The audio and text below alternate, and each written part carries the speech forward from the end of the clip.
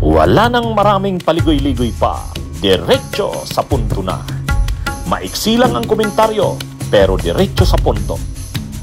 Maraming kuro-kuro, may tiwali, may totoo. Dito, sa Puntong Diretso Tayo. Punto Diretso. Mga kabunyog, mga kababayan, punto diretso tayo. Puntuhan natin itong post ni Bato. Nag-post si Bato, no? Kaugnay dito sa pagkakadeklara ngayong araw ng Korte Suprema na unconstitutional daw yung impeachment kay Sara Duterte. Siyempre, sobrang tuwa ni Bato de la Rosa, kaya lang sa sobrang tuwa niya, ayan, naulit na naman ang kasasabi tungkol sa Holy Spirit. Nag-Holy Spirit na naman si Bato sa pagkakadeklarang unconstitutional ng Senado sa impeachment. Papalitan na yata si Kibuloy sa pagkapinuno ng KOJC. Itong si Bato de la Rosa, maalala nyo doon sa impeachment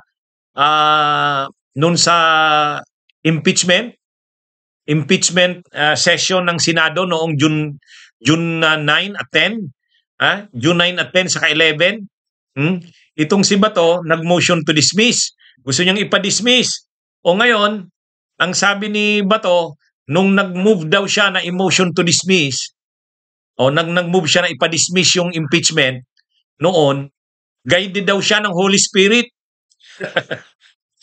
Guided daw siya ng Holy Spirit. Kaya alam niya daw na tama yung ginagawa niya kasi guided siya by the Holy Spirit. Kaya ngayon daw, ito namang Korte Suprema, naniniwala daw siya, nang magdesisyon ang Korte Suprema dito sa impeachment ni Sara at diniklara nitong unconstitutional ang impeachment, sabi ni Bato, guided din daw ng Holy Spirit ang Korte Suprema. Tindi mo, Bato. Para ka ng Pastor Kibuloy, Ikaw na bang papalit kay Kibuloy? Itong pagkakasabi ni Bato sa post niya. When I moved for the dismissal of the impeachment complaint versus VP Sara, I was guided by the Holy Spirit. When the SC rolled it as unconstitutional, I'm sure they were guided also by the Holy Spirit. The Holy Spirit defeated the forces of evil. Hallelujah. Mayroon pa palang hallelujah. Ang tindi ni Bato ngayon, napapa-hallelujah na ngayon si Bato. Siguro, na ito? Paano yan, Bato? Paano yan pag inaresto ka ng ICC? Pag may warrant of arrest ka na naman ng ICC, tapos inaresto ka ni Torre, sasabihin mo ba guided din ng Holy Spirit si Torre, Bato? Paano yan? Pag naglabas ng warrant of arrest ng ICC, hihingi ng cooperation ng Interpol, at yung Interpol hihingi rin ng cooperation ng Pilipinas, at sa Pilipinas naman, sa pag-cooperate nito, si General Torre na naman ang mag-i-implement, ano yan? Paano yan, Bato? Pagka ganun ba, guided ng Holy Spirit ang ICC? Guided din ng Holy Spirit ang Interpol? Guided din ng Holy Spirit si Torre? Susurinder ka ba dyan?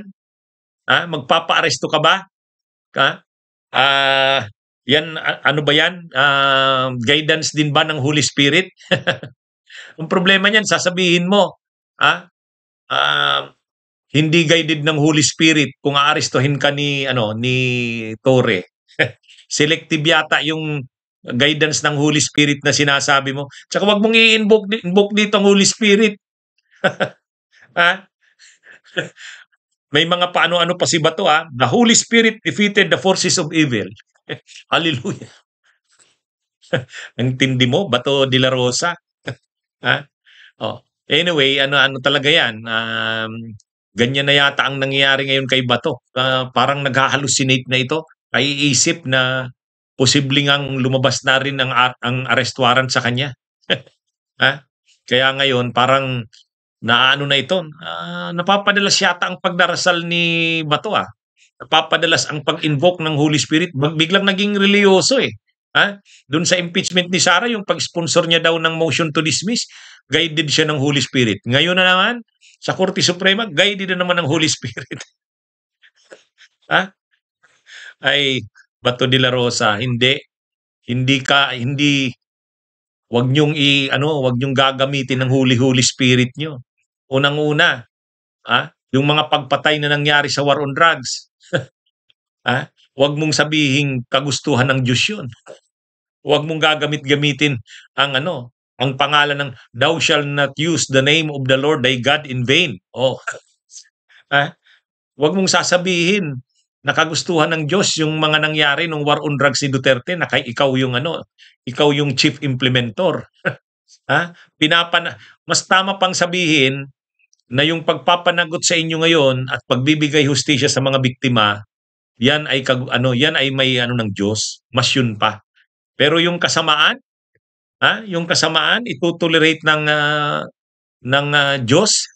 Huwag mong i-invoke ang Diyos o ang Holy Spirit yan, Bato. Yan, sinisira nyo ang pangalan ng Diyos, huwag nyong paggamit-gamitin. Minumuran Duterte ang Diyos. Kasama ka ni Duterte nun, pinagtatawa ka kapag si Duterte nang babastos.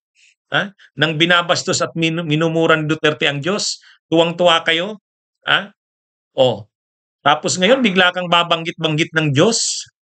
At saka yung pagbanggit mo ng Holy Spirit, parang mas nakaka-insulto eh. Mga parang ginagamit mo yung Holy Spirit para sabihin na ang mga ginagawa nyo ay kagustuhan ng Diyos. Huwag nyong gagamitin ang Diyos sa mga kasamaang nangyari sa panahon ninyo at sa mga kasamaang ginagawa ninyo ngayon. Huwag nyong gagamitin ang Diyos. Huwag nyong gagamitin ang Holy Spirit. Yan eh. Itong mga nangyayari ngayon, ito? Sa bandang huli, mananaig ang katotohanan laban sa kasinungalingan. Mananaig ang kabutihan laban sa kasamaan.